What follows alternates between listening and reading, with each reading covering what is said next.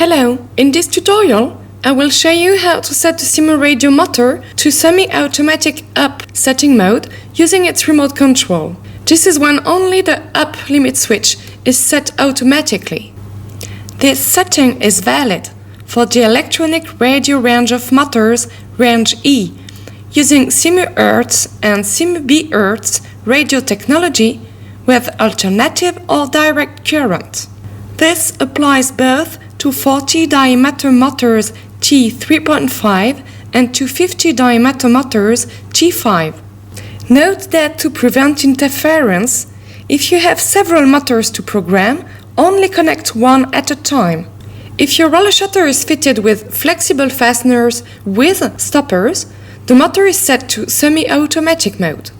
After pairing the remote control by pressing up and down simultaneously until the motor responds, and after checking that the remote control moves the shutter in the right direction.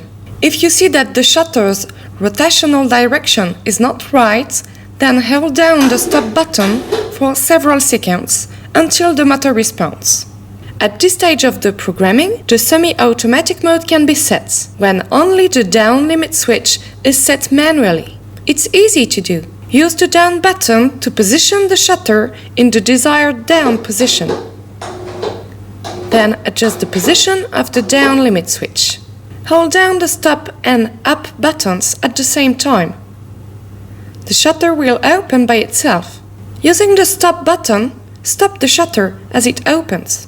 Hold down the stop button for 2 seconds to validate the setting. The motor will rotate for half a second in one direction and then in the other direction. That's it. Now to save and finish setting of semi-automatic mode, hold down the prog button on the remote control until the motor responds. Your motor is ready to use. In the other tutorials in this playlist, I will explain the procedure for the 3 other and limit setting modes.